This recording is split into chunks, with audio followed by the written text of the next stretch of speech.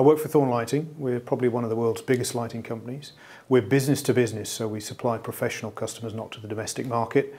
And we supply all aspects of lighting. So the luminaires themselves, the bits that give out light, the controls that turn them on and off, and to practically anyone, education, transport, healthcare, offices, it doesn't really matter, we've got the product. The green agenda is growing in importance throughout the industry, and specifically to us as well. We have our own sustainability drive. We're moving towards ISO 14001, which is the environmental standard across all production facilities. And of course, our customers use a huge amount of energy. 27% on average, anything between 10 and 40% of a building's energy is in lighting.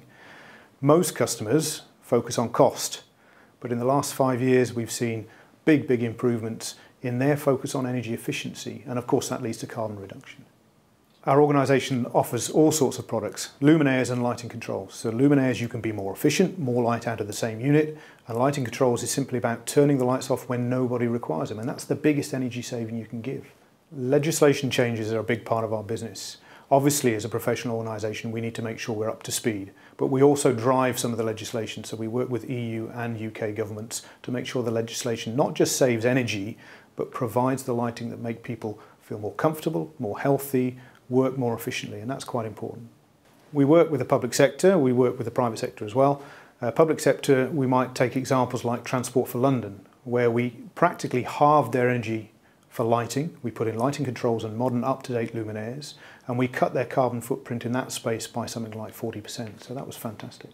I think in legislative changes we need to push for less about installed power. We need to push for comfort, people matter, and we need to push for used energy, so not just watts per square metre, but how it's used through the year, when it's off, when it's on. Kilowatt hours per metre squared per annum, most engineers would go, that's a great measure. It still allows you to put good quality lighting in for the people that matter.